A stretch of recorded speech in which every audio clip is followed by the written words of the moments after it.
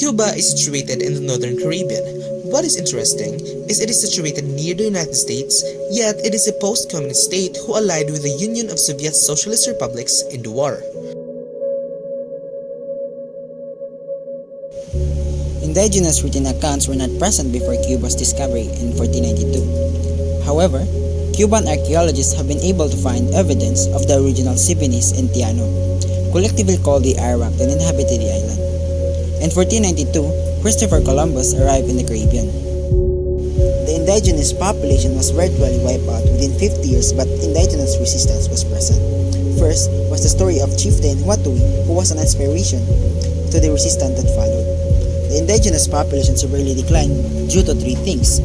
First, the massacres and cruelty that Spanish carried out. Second, the diseases that the Spanish with their African slave carried, to which locals had no immunity to. Third, the displacement of locals to workspaces with limited capacity to produce food because they were enslaved to extract gold.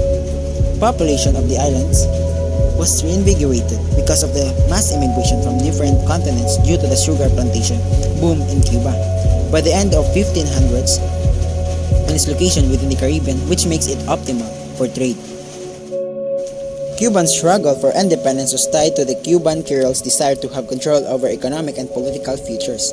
In 1868, Carlos Manuel de Cepeda freed his slaves, established the Cuban Revolutionary Army, and started 10 Years' War. It failed to achieve independence. The Cuban War of Independence, led by Jose Julian Marti, Antonio Maceo, and Maximo Gomez, began on February 24, 1985. It ended primarily to the signing of the Treaty of Paris in 1898. Which made the Cuba under occupation of America, but was later granted formal independence on May 20, 1902 under the Platt Amendment. Cuba's over-reliance on sugar export made its economy vulnerable to changes in the world market, particularly in the World War I. Economic instability, corruption, brutality of the political elites, and the subordination of Cuba to America gave rise to political instability.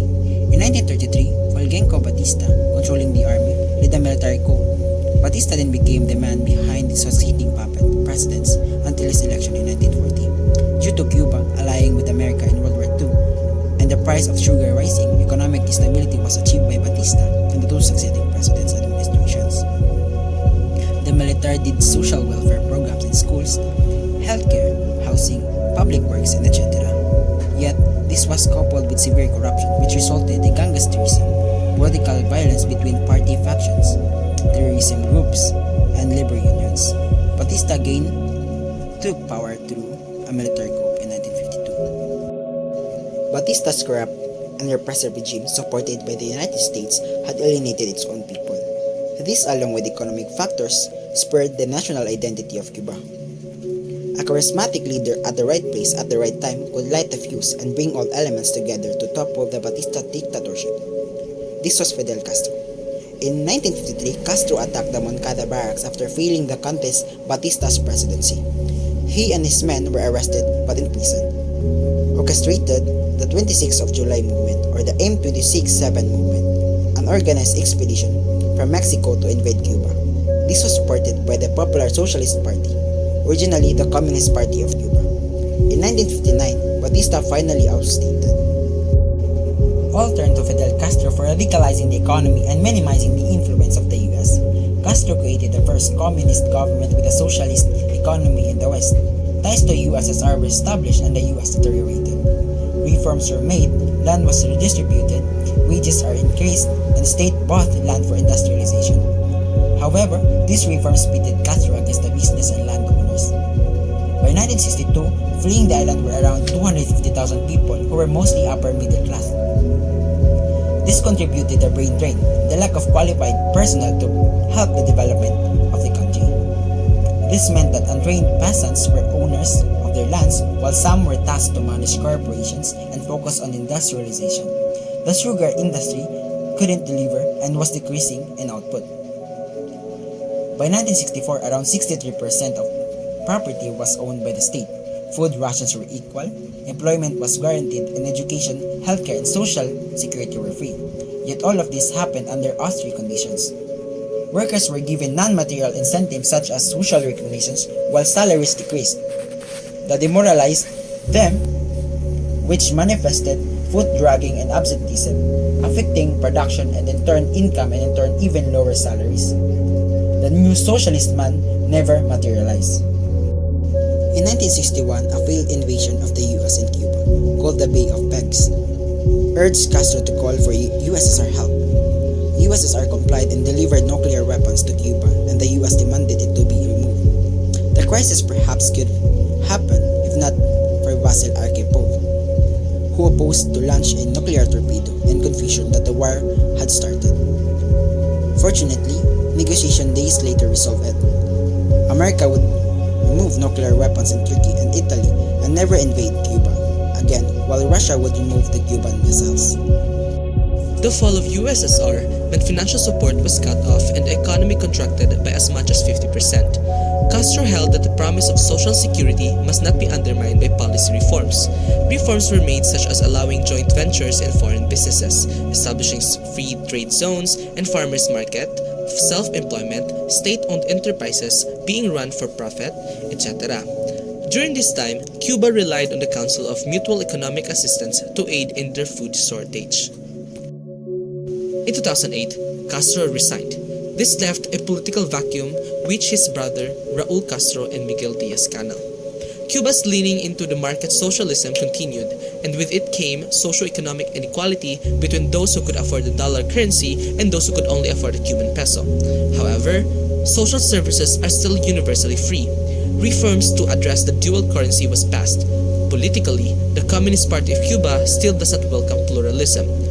During the pandemic, the collapse of Cuba's tourism industry plunged into an economic crisis, resulting in protests such as the July 21, 2001 protest in San Antonio de los Baños.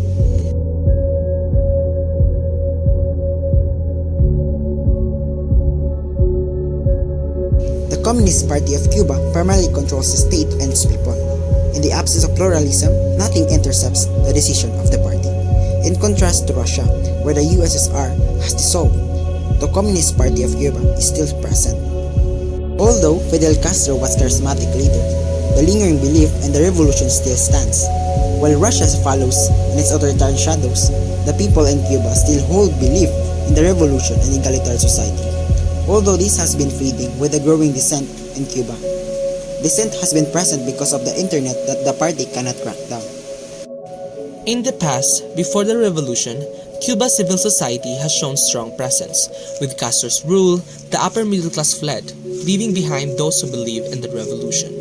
They gradually grew tired because equality was present, yet were served in austere conditions. Now, the generation who did not experience the revolution compasses most of today's growing civil society in Cuba.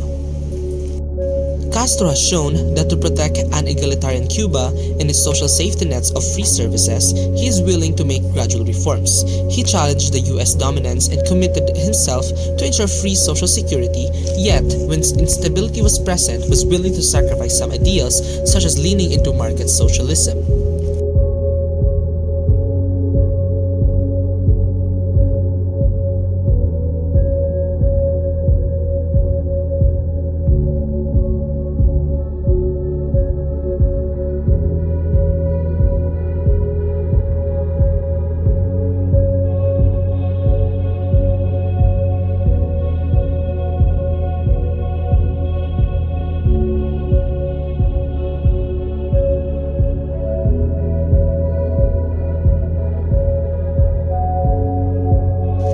In Russia, the peasants were used to being ruled by an authoritarian leader.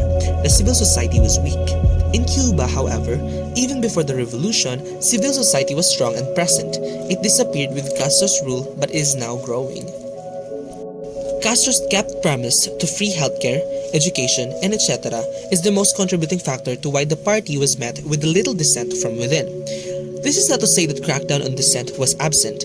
Castro did not share power, but Cuba's people believe in a egalitarian premise more so than Castro. Thus, the party dominated until today.